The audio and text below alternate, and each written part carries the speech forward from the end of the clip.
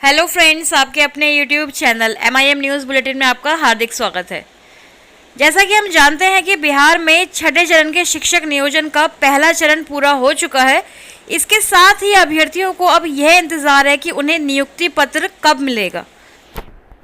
इसी से संबंधित आज के अखबारों ने यह जानकारी स्पष्ट देते हुए प्रकाशित किया है कि मैट्रिक, इंटर, टीचर ट्रेनिंग व TET प्रमाण पत्र की जाँच के बाद ही मिल सकेगा नियुक्ति पत्र।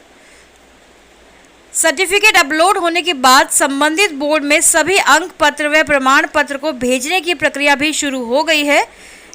जिले में चयनित सूची की जांच के साथ ही शनिवार देर शाम तक 150 नियोजन इकाई के अभ्यर्थियों के सर्टिफिकेट अपलोड किए गए थे।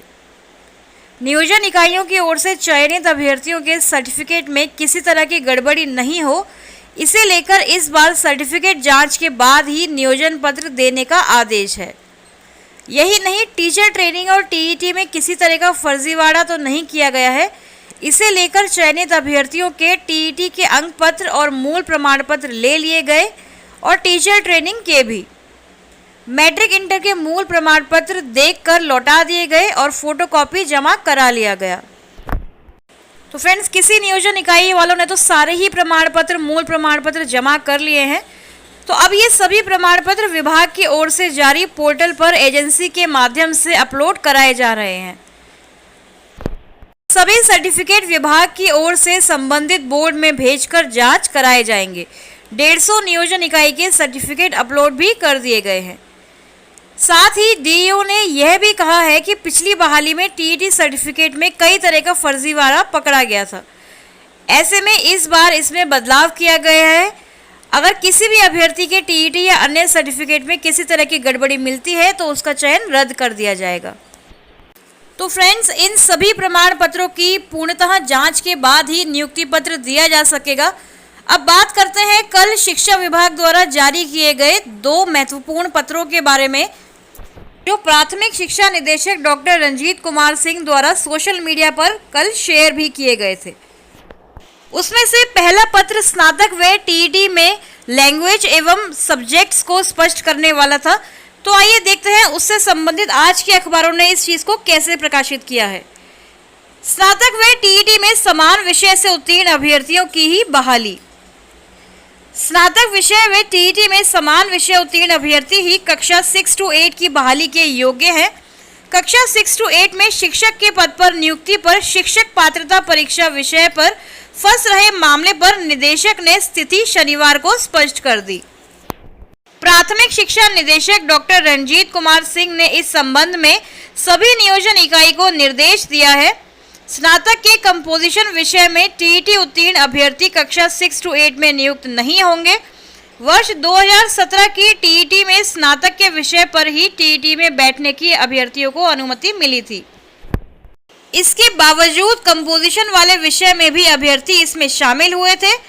निदेशक ने कहा है कि विभिन्न नियोजन इकाइयों और अभ्यर्थियों की ओर से पूछा जा रहा है कि वर्ग 6 to 8 में नियोजन के लिए शिक्षक पात्रता परीक्षा में किस विषय में उत्तीर्ण होना आवश्यक है।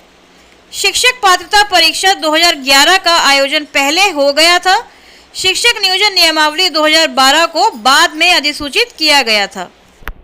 शिक्षक पात्रता परीक्षा 2011 में आवश्यक सूचना प्रेषित नहीं होने के कारण स्नातक में पठित विषय और शिक्षक पात्रता परीक्षा 2011 के द्वितीय पत्र में चयनित विषयों में अंतर पाया गया। ऐसे में अभ्यर्थियों के हित को ध्यान में रखकर अगस्त 12 में निर्देश दिया गया है। निदेशक ने निर्देश दिया है कि वर्ष 2017 TET में आवेदन से पहले ही यह स्पष्ट था। स्नातक में पठित गणित के अभ्यर्थी को द्वितीय पत्र में गणित विषय में उत्तीर्ण होना जरूरी था। यह नियम अन्य विषय पर भी लागू है। भाषा समूह के लिए भी यही सही है। स्नातक स्तर पर कंपोजिशन में पठित विषय के आधार पर भाषा विषय में चयन का आधार नहीं माना गया है। इसके साथ ही कल एक और पत्र जारी किया गया था, जिसमें यह कहा गया था कि 20 जुलाई 2021 तक काउंसलिंग के उपरांत चयन हुए अभ्यर्थियों की सूची को NIC वेबसाइट पर अपलोड किया जाए। तो फ्रेंड्स, शिक्षा विभाग का यह पत्र अति महत्वपूर्ण था, इसलिए आज के तमाम अखबारों ने इसको प्रकाशित किया है। चलिए पढ़ते हैं क्या कुछ लिखा गया है। काउंसलिंग में शामिल अभ्यर्थी मेधा सूची और आरक्षण को ध्यान में रखकर बनाए चयन सूची। प्रारंभिक स्कूलों के लिए पहले चरण के काउंसलिंग में नियोजन इकाईवार चयनित शिक्षक अभ्यर्थियों की सूची 20 जुलाई तक जिलों के NIC पोर्टल पर अपलोड की जाएगी। चयन सूची में अभ्यर्थियों के नाम, कोटि, मेधा अंक, विषय और क्षैतिज आरक्षण दर्शाना अनिवार्य है। इस संबंध में शनिवार को प्राथमिक शिक्षा निदेशक डॉक्टर रंजीत कुमार सिंह ने सभी DEO और DPO को पत्र भेजा है। कक्षा 1 से 5 और 6 to 8 के लिए संबंधित नियोजन इकाई द्वारा शिक्षकों की नियुक्ति की काउंसलिंग का पहला चरण 5 से 12 जुलाई तक पूरा हो चुका है। काउंसलिंग में शामिल अभ्यर्थी मेधा सूची और आरक्षण रोस्टर को ध्यान में रखकर चयन सूची तैयार करना है।